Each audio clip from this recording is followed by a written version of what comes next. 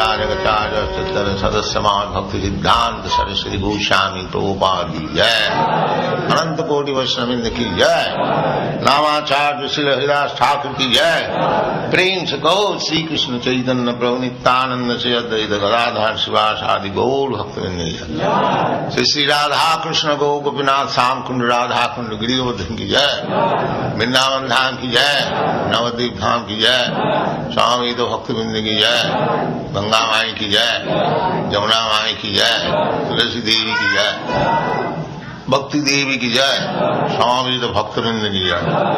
All glories to the assembled Lord. All glories to the assembled Lord. Thank you very much.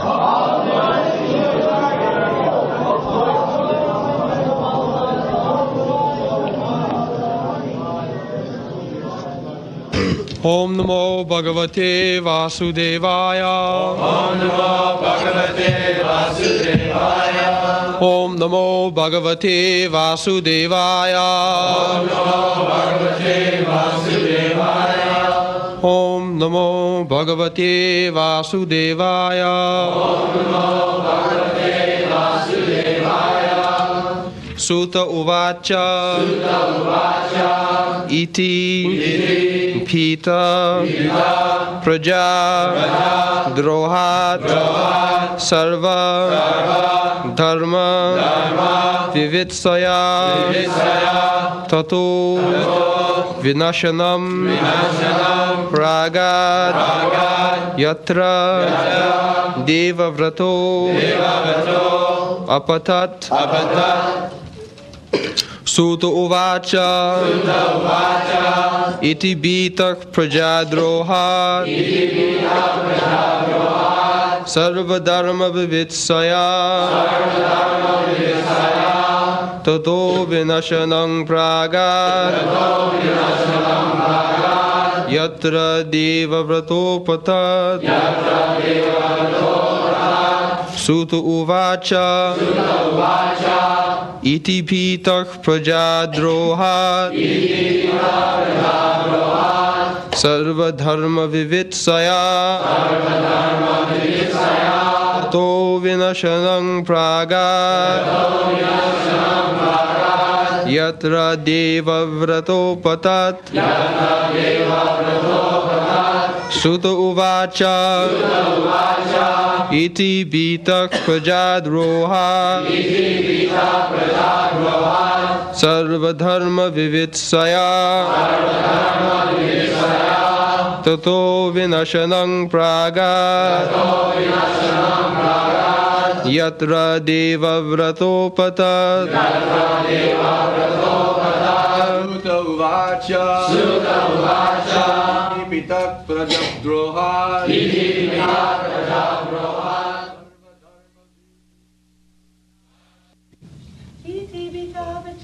Uvacha Sri Sutta Goswami said, Iti, thus, Pita, being afraid of, Prajadrohat, because of killing the subjects, Sarva, all, Dharma, acts of religion, Vivitsaya, for understanding, Tataha, thereafter, Vinashanam, the place where the fight was held, Pragat, they all went, Yatra, where, Deva Vrataha, Bhishma Deva, Apatat, lay down for passing away. Translation: Sutta Goswami said, being afraid for having killed so many subjects on the battlefield of Kurukshetra, Maharaj Yudhishthir went to the scene of the massacre. There, Bhishma Dev was lying on a bed of arrows, about to pass away. So, the most important point is that the king, he was so responsible, he became afraid. The killed so many praja. Praja, it is not said there, human being. No. Praja. Praja means, pra means prakishti rupena, and ja means jayati. Just like every living entity takes somewhere birth. So, concerning nationalism, it's like American nation.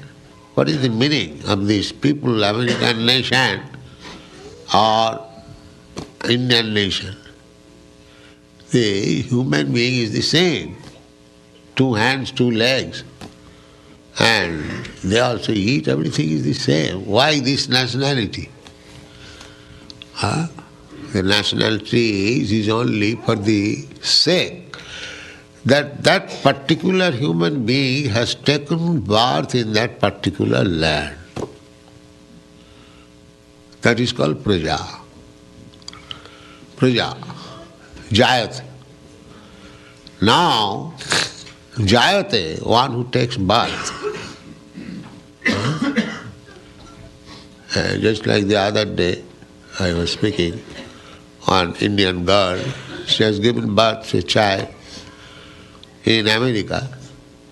So because that child is born in America, she becomes naturally American national.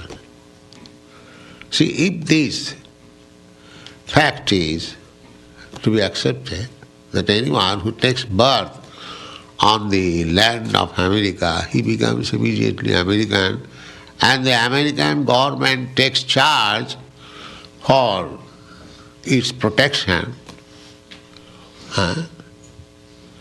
So, why this is restricted only for the human child? If this is definition, praja, one who takes birth, so the animals also take birth. The trees also take birth. So many other animals, other living entities, they also take birth. So yes, therefore, they are all prajas. Not only miserly you limit your praja conception, national conception, within the human society only. You expand it. Even it is taken nationally. Anyone who takes birth in this land, he is national. Either human being or animal or tree or plant. That is the definition of praja. Prakrishta rupena jayate. Any living entity who has taken birth, just like in America, there are so many jungles and trees.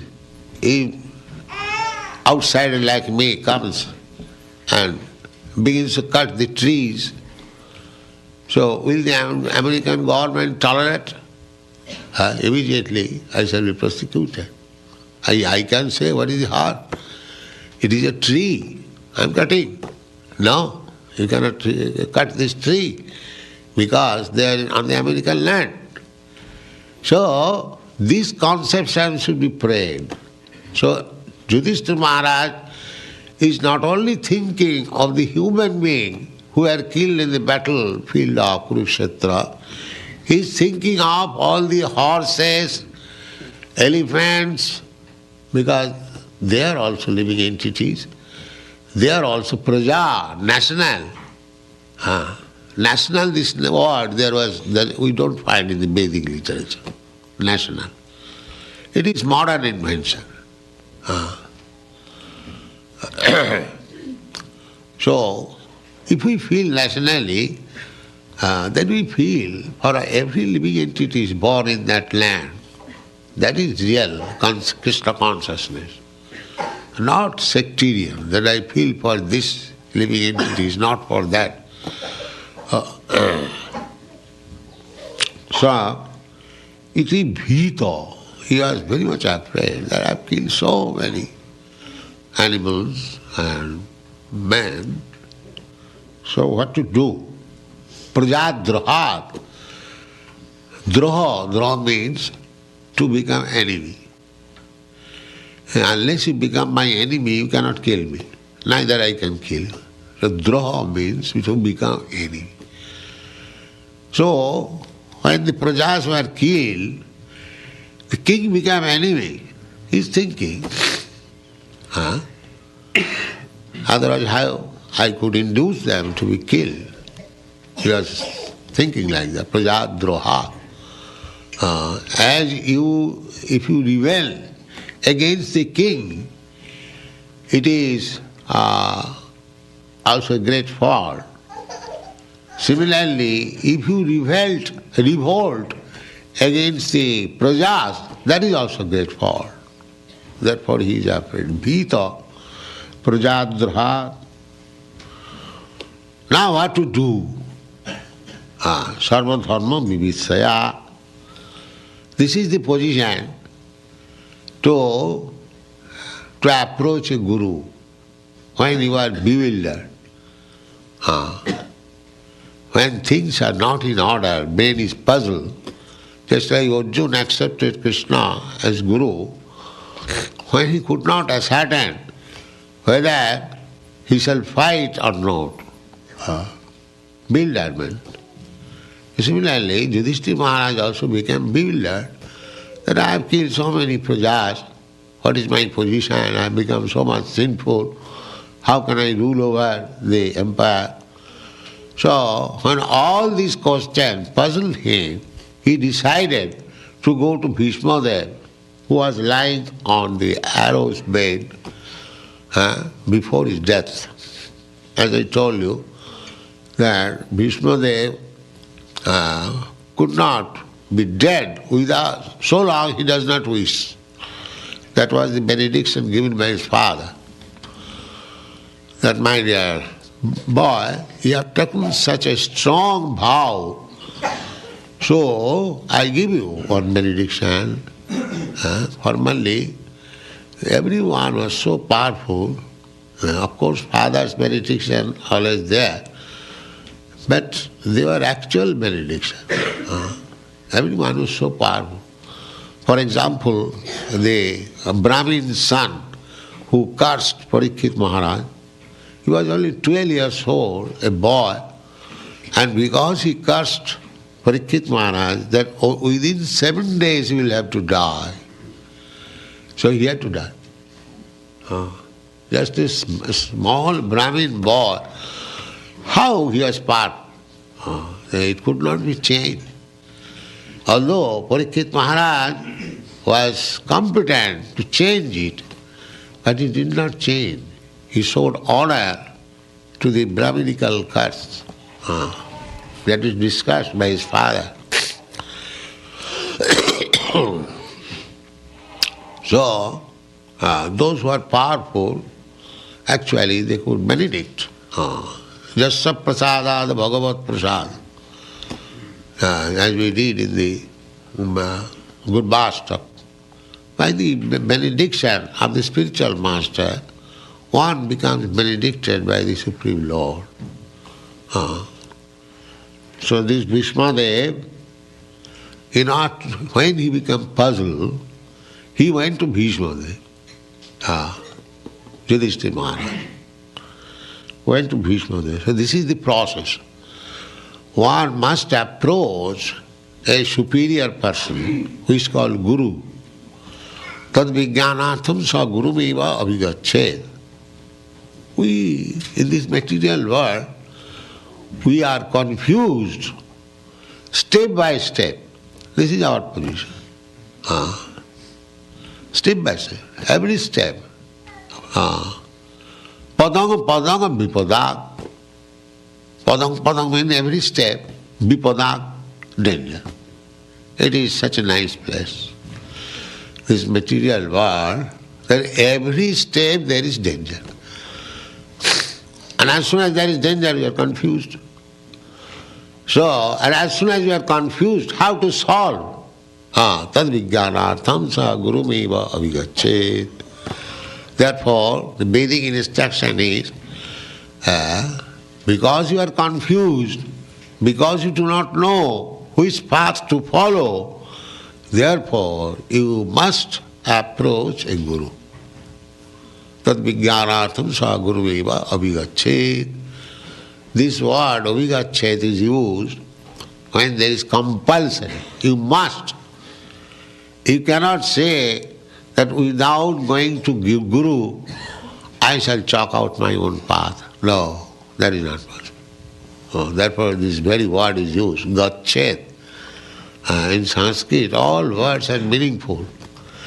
Gachet means it is a question of must, not that I may or may not. Nowadays it is the going on, and there is many rascals who come here in your country to preach that there is no need of guru.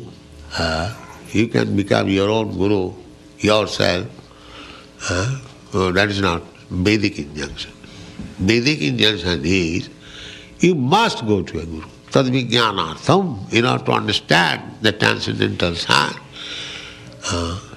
That is natural. When we are confused in our ordinary life, we also go to a friend, senior friend, or experienced friend and ask him, my dear friend, I am in this condition, I am very much confused, what to do?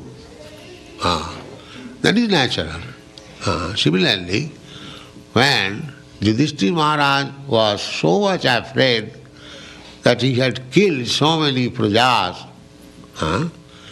he knew that now still there is a superior person, my grandfather, who is lying on the bed of arrows. Let me go there. Tato vinasanam praga. Then he decided, let me go to Bhishma Dev. He can give me instruction. What is that instruction? Sarvadharma. Sarvadharma. Instruction on all kinds of different varieties of religious system. Sarvadharma. You will find dharma means occupational duty. Dharma means not a religious sentiment, as it is translated in English. A sentiment, just like animal has no soul. And this is not dharma. Without any scientific knowledge, if somebody says in some religion for eating meat, that animal has no soul, you can kill as many as you like, that is not dharma. Dharma real meaning is occupational duty, not a sentiment. Dharmantu sakshat bhagavat pranitam. It is just like state laws. The state laws are given by the state. You cannot manufacture laws.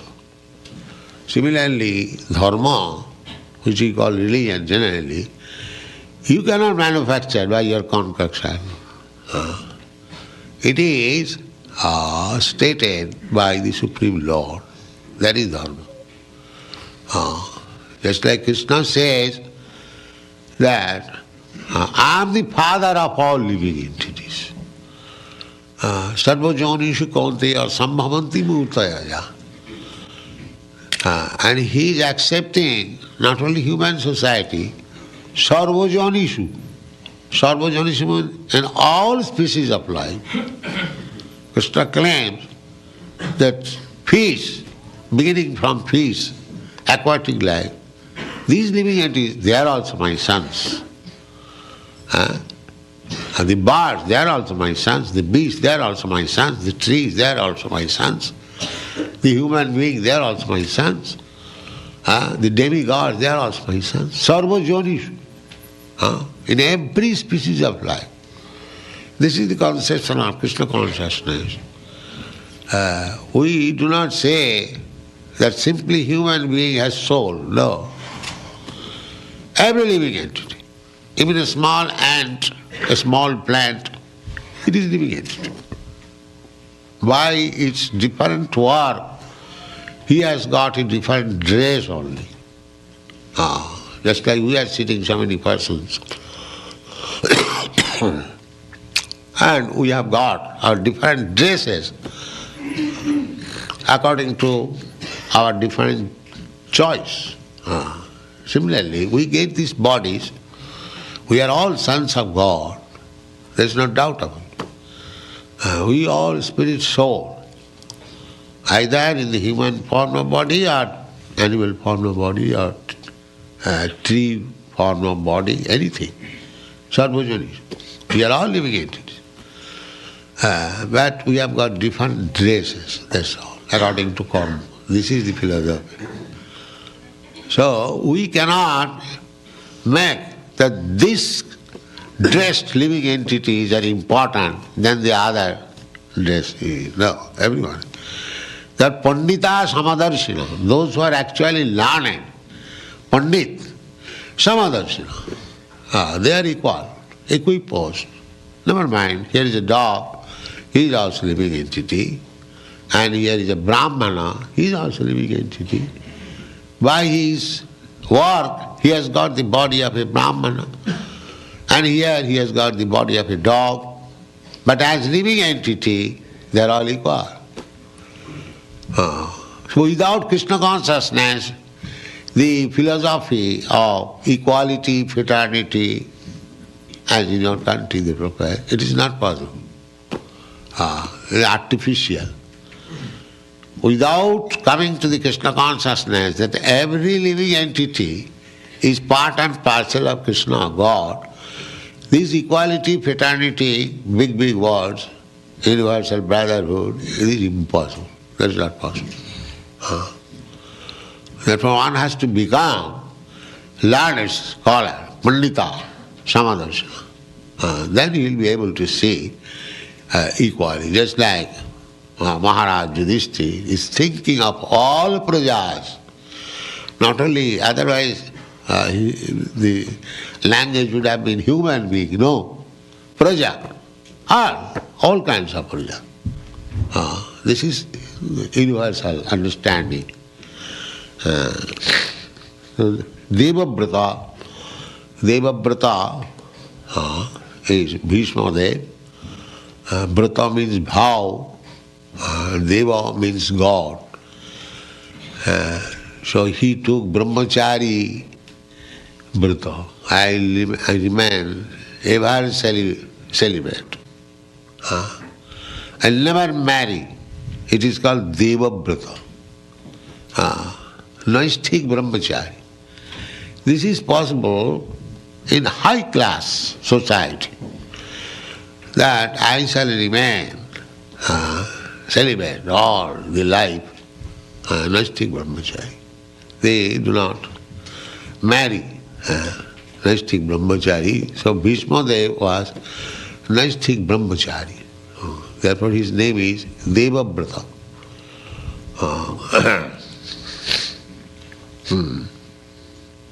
All right, then let us begin. Hare Krishna. Hare Krishna.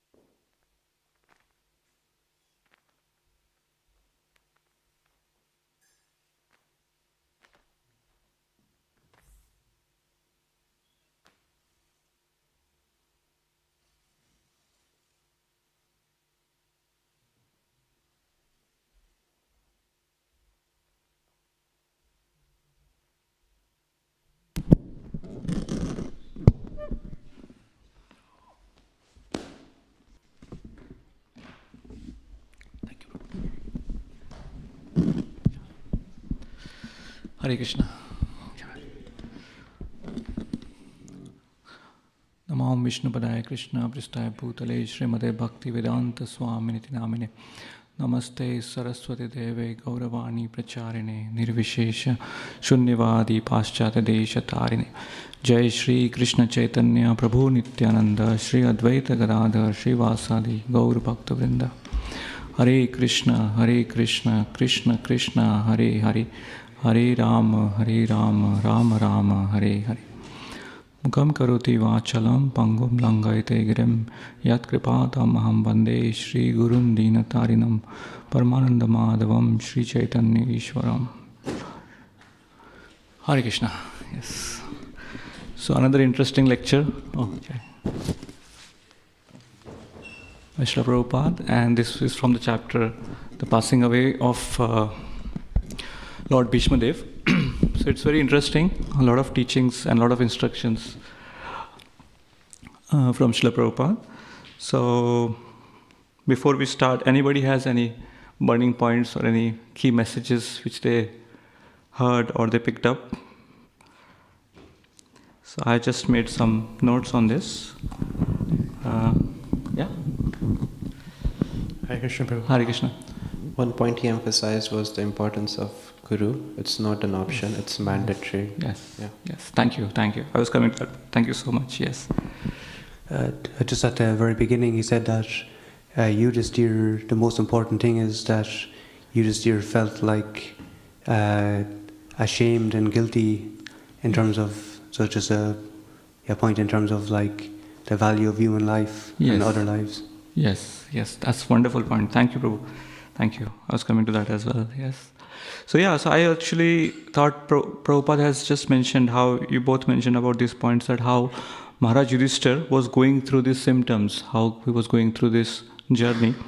First, Prabhupada started by saying that how Maharaj Yudhishthira felt responsible. He was feeling responsible by all the killing of the praja. And Prabhupada was emphasizing, when he was saying praja, he was emphasizing on just not on the living entities, he was also saying about everybody. So basically it was a war and everybody was killed. So it was not just the human beings, it was animals, trees and everything, because it was a big scale war and everybody was killed in there. But it started with Yudhishthira Maharaj feeling responsible. So that's one of the symptoms of a devotee, that you feel responsible, that whatever has happened, not like a blame game or not just passing the blame to somebody else, but he was taking himself the responsibility that I am responsible for this, what I did. So that's why it started. And then one thing Prabhupada was emphasizing again and again about living entities, and then when he mentioned that this is real Krishna consciousness. And what was that point when he says this is real Krishna consciousness? Anybody remembers?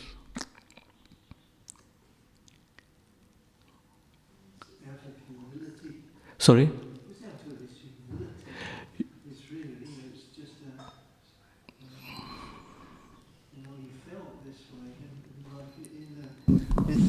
Sorry, it was out of humility. Basically, is the one thing is that it's not only that. It is at the beginning of Bhagavad Gita. Yeah. He felt that, and he was in despair. So Prabhupada says a devotee always feels this way. Yes. That somehow he's responsible for what's happening. Yes. Yeah. Thank you, Prabhu. Anybody wants to add?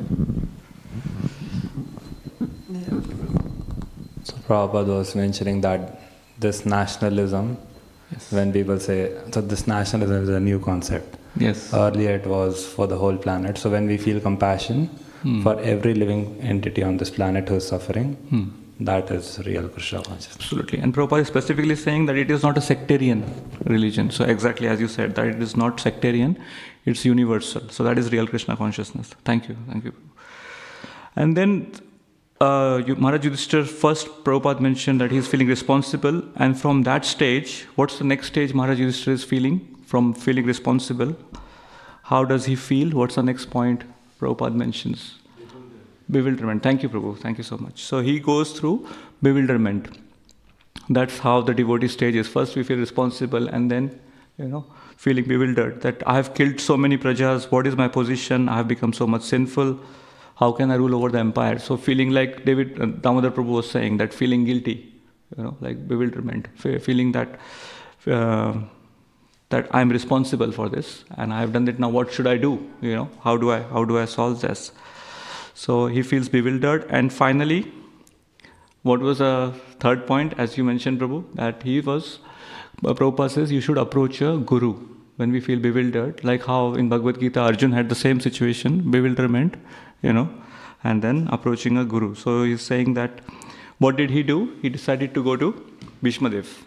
So that's where he said, and very, very nicely Prabhupada mentions that in this material world we are confused step by step. Padam padam vipadat.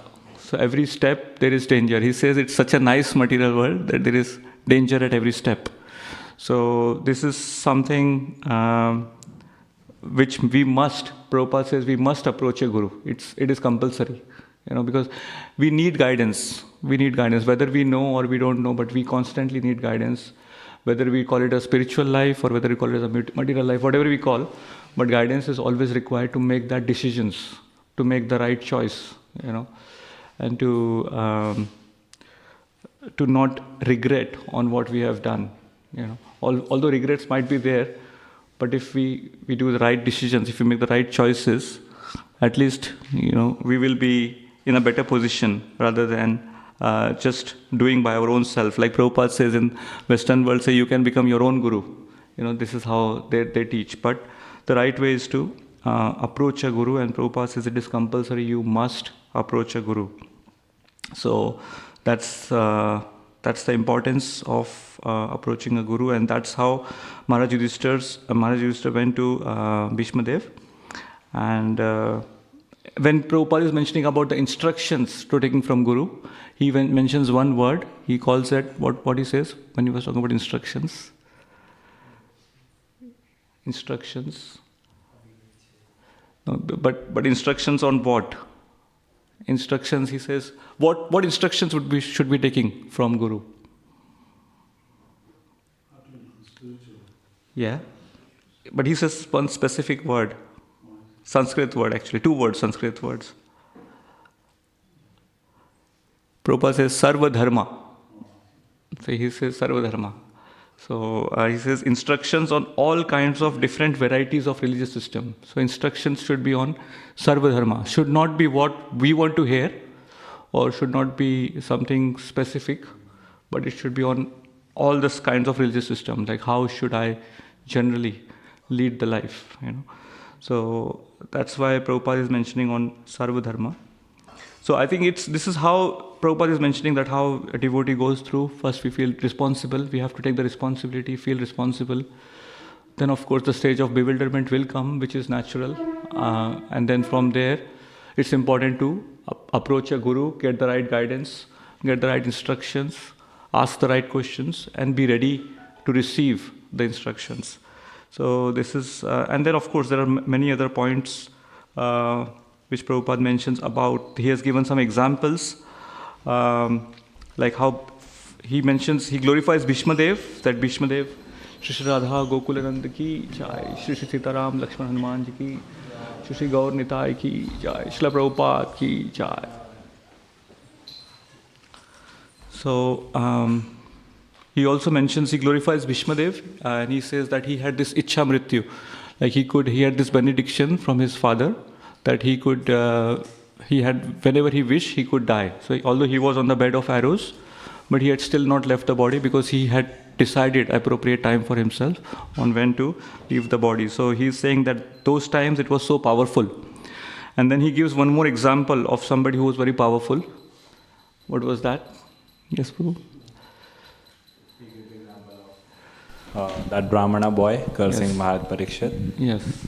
And Prabhupada says that he could have counteracted that, but just to honor the Brahmanical curse, he didn't do that. Yes.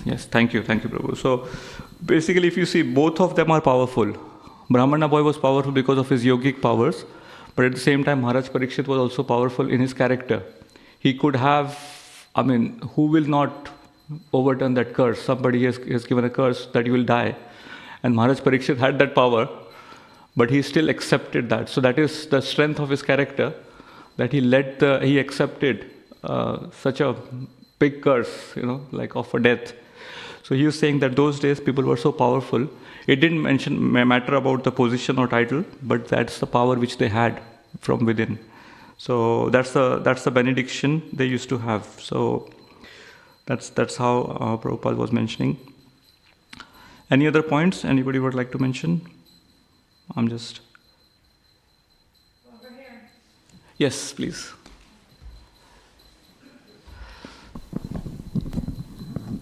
I just find it interesting that Prabhupada mentions that Parikshit Maharaj honors the curse of a Brahmana, and that's his good character. But what if we're trying to apply that to our lives, like how do you distinguish? Because obviously what the Brahmana boy did was not good, right? And so, like, where do you draw the line between like honoring and respecting, and then also... It's open to all. Anybody would like to answer this question?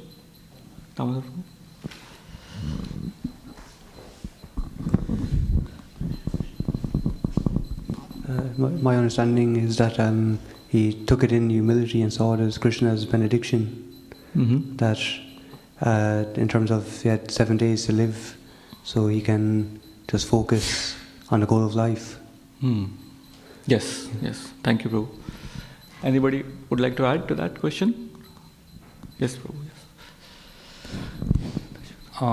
Yes. So basically I attended a seminar on culture of respect. So just because that Brahmana boy has been put in the position of a Brahmana, so due respect needs to be given to him. For example, when I was at my uni, so some professors, they were character-wise, they were not so top class. For example, one of them used to smoke also. In some universities, I don't know whether it's there right now or not, but in the past at least, in front of the students in the class, some professors used to smoke. But because he has been put in the position of a teacher, of a guru, he has to be respected. So that's how I see it. Right. Okay. Thank you, Prabhu. I think, just to add to that, I think, like everybody was saying, devotees are saying that we have to take it as our test. Sometimes it happens. It's difficult to comprehend that when is our test, how we have to react. But in case of Maharaj Parikshit, he reflected when he had this curse. Initially, obviously, he was bewildered that why this happened. But then he reflected that maybe this is for my greater good. And if I accept this, Krishna will be pleased, rather than I persisted or resisted or retaliated. So there is some reason that this has happened. Otherwise, why would a small boy would curse me? So, and because he accepted it, he got to hear Srimad Bhagavatam. So I think there is always like we have to make a balance of what we go through, and somehow we have to develop that surrender. That if it's happening, let it happen, let it go, and see what happens.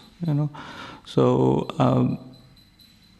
as much as we try to fight it, the outcome might not be in our favor. So we might win, but we'll still lose. So we have to just let go, and just surrender. Yes, Srinivas Prabhu? Bala Bhushan, he comments, he says if someone's attacking you, if that person thinks that this person cannot attack me without Krishna's sanction, and he takes it like that, just mercy, then his karma gets wiped out. Yeah, that's a good point. Yeah, that's a good point. Thank you, Prabhu. It's provision, Prabhu. It reminds me, in a way, of how when somebody says or glorifies you, isn't it? You say, "My Guru Maharaj," and he says, it's a bit over the top, and then he says, and you just agree with them. Yeah, that's true. You know, it's very nice. Yes, I am doing very well. Yes. Oh, thank you. I see what you mean. I am good, aren't I? I'm very, very good. Yes, yes. Is there anything more you can see good in me? Oh, yes, yes. Oh, anything. Yes, keep going. And just agree with them. And then you say, you know, they get fed up. That's a good point. Thank you, Prabhu. Thank you. Yeah. Yes, Prabhu. Okay. Hare Krishna, Prabhu. Hare Krishna. This made me think about like two options. One is, for example, like Arjuna's situation in the battlefield, wherein Krishna instructs him to fight. But let's assume that, you know, we are in Arjuna's position and Krishna isn't physically there. Then one option is to think that, okay, maybe Dhritarashtra wants to do this injustice to me, but since he's he's my elder, then I should take it as Krishna's mercy and accept this injustice. Or the other option is that I retaliate. So like putting that in this context, when there is an injustice, should we retaliate or accept it as Krishna's mercy? Open to all. Anybody would like to answer? This would be an appropriate time to go to a guru. Yes. Yes. Even Parikshit Maharaj eventually went to. Sorry, I would say that I would think that this is an appropriate time to go to the guru, as Prabhupada says. And even Parikshit Maharaj eventually sought guidance from Sukadeva Goswami. Yeah. And that's why Krishna was there and Arjuna accepted him as a guru, and there was a direct instruction that he was following. Thank you so much, Prabhu. I think Hadai Pran Prabhu and then Govind Prabhu. I don't want to answer the question. I want to add more fuel to the fire. Because if we go to 8th Canto, Bali Maharaj had the same issue, that he had to, his spiritual master was instructing him not to surrender to Krishna.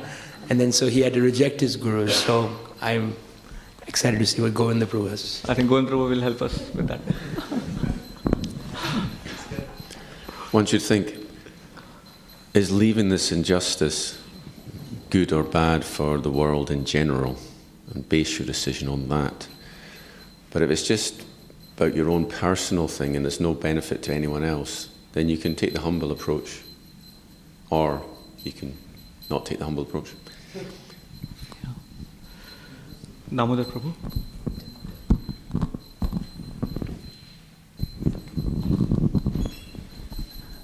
Just thinking about the different steps of diplomacy, and the Pandavas, they tried everything else first, but then ultimately there's no solution, so they had to, go to in terms of the battle, so that there's a different, they take the humble position, but then there's some until if it's really necessary.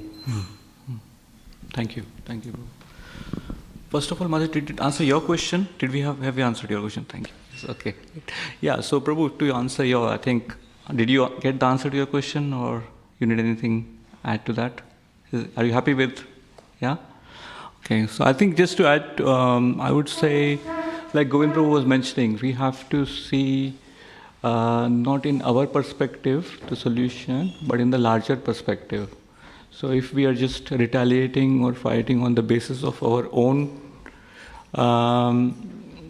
outcome, we want something for our own self, then it might be something selfish, But if it's for the larger perspective, it is for the larger good of Krishna consciousness, if we can see that that is what is going to benefit in a larger way, then we can act in that way. But the act also should be in a Krishna conscious way. It should be in a way where it comes across as a devotee, as we are upholding the values of a devotee. So it has, like Arjun was fighting, but Arjun was fighting in that sense where he was following the instructions of Krishna. So he was doing his duty, but he was not fighting like how Duryodhana wanted to fight, like just trying to put someone down or just trying to get some pleasure out of somebody's misery. So he was fighting just to protect and uphold the values. So I think as Govind Prabhu mentioned, that we have to just see what is for the larger good, and if it's just for me, then just leave it. But if it's for the benefit of others and everyone in a larger way, and of course morally also. Yeah. Thank you. So Hadaipan Prabhu, has your question been answered? Okay. Yeah. Okay. Thank you. Thank you, Prabhu. Yes, Pravijan Prabhu.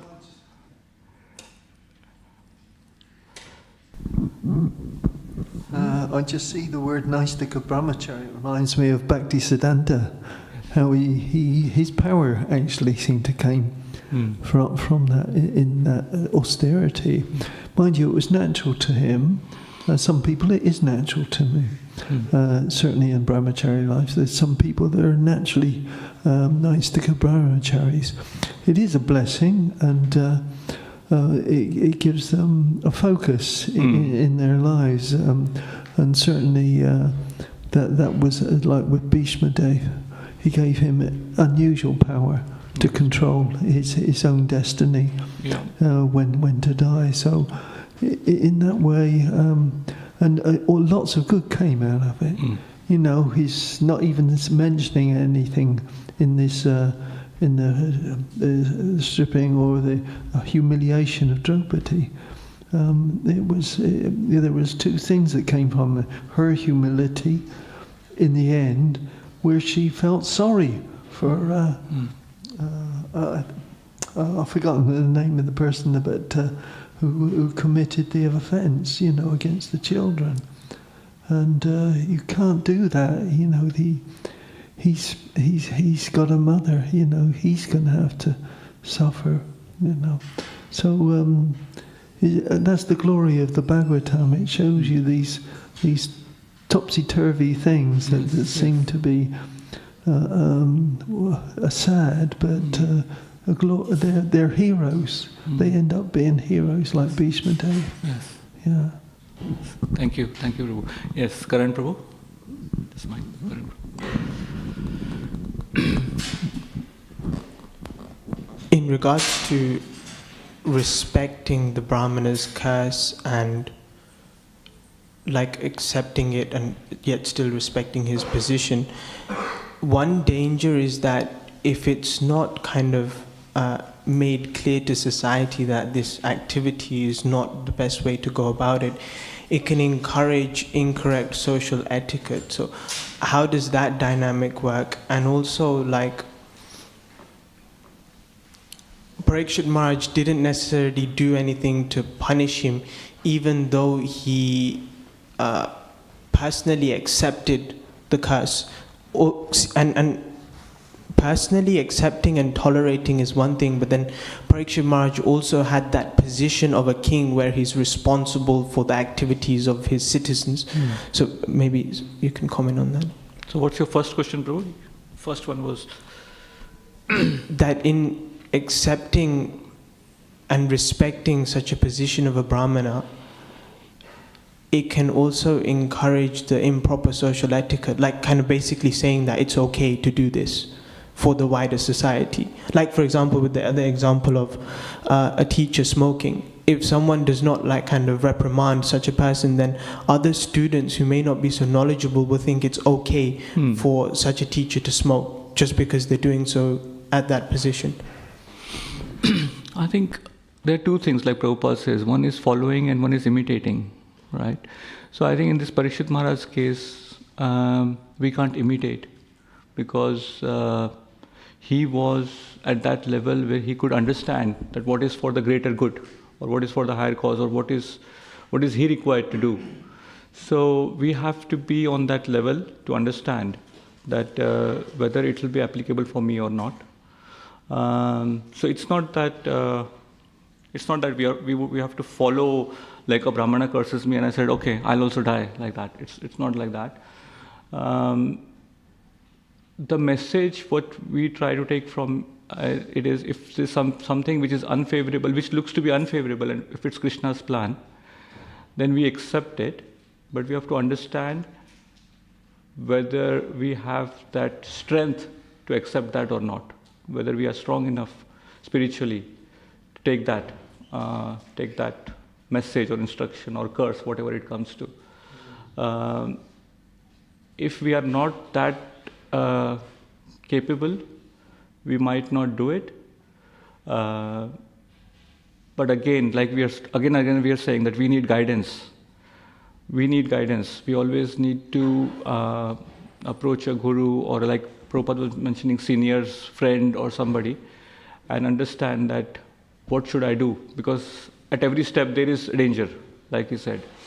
So we can't take it in an entirety, like everything we can't, it's not like a blanket thing which we can apply every time. But we take the principle out of it, that we have to develop that mood of surrender, and we have to behave with humility, where we are not expecting, or where we are not dictating things. We try to surrender, but at the same time we also have to apply, according to the time, place, and circumstances, what is right or what is wrong. But again, that comes from guidance, because we don't know. It's hard to say. Every time it could be different. So, like in that situation, should Shringi still be accepted as a Brahmana and respected thus?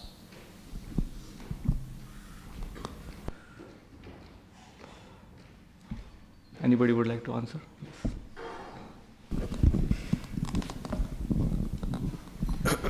Okay, first I'll just try to answer what Prabhuji asked.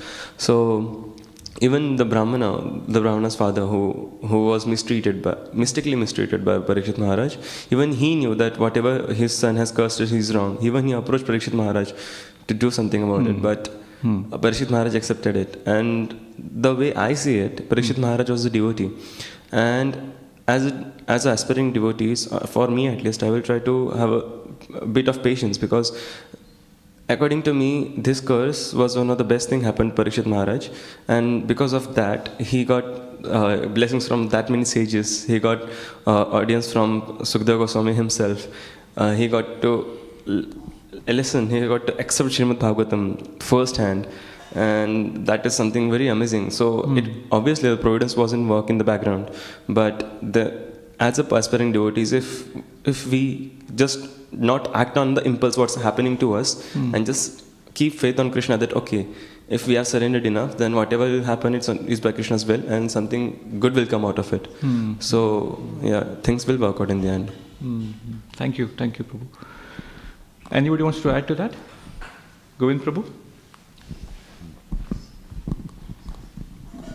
The way that Arjuna treated Ashvatthama, he simultaneously took into account his Brahman lineage, and he chastised him. So I think the answer would be yes, but you can also chastise at the same time. Okay. There's a problem if you don't.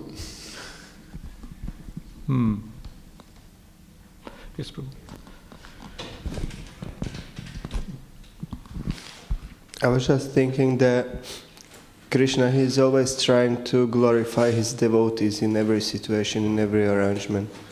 So he always searches for the most proper way to glorify his devotees in every situation. So, yeah, in this way, Srimad Bhagavatam, as you were mentioning, both could come, which is full of glorification of devotees, and also Sukadeva Goswami, Parikshit Maharaj, can be glorified in this glorious way for his sacrifice.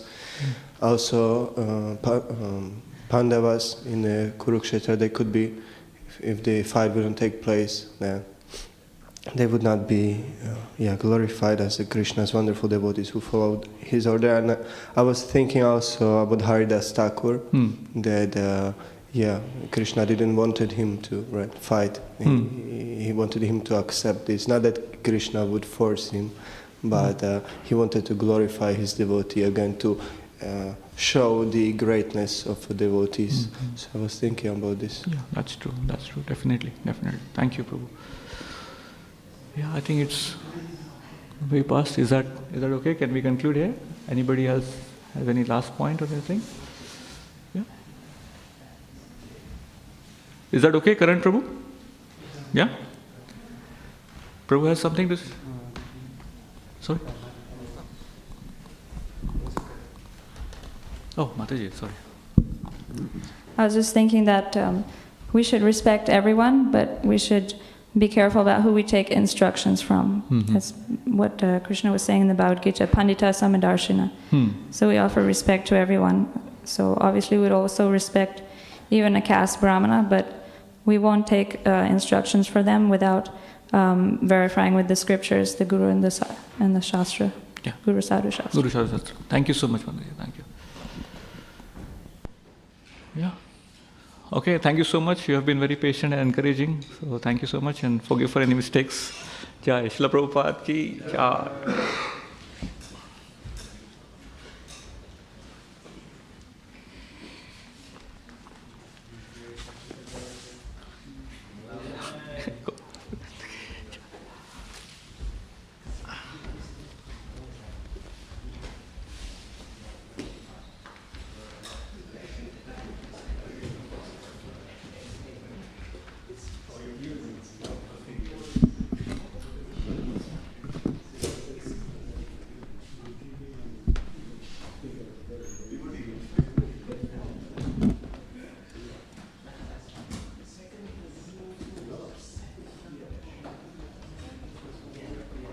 Hare Krishna, Krishna Krishna, Hare Hare, Hare Rama, Rama Rama, Hare Hare, Hare Krishna, Hare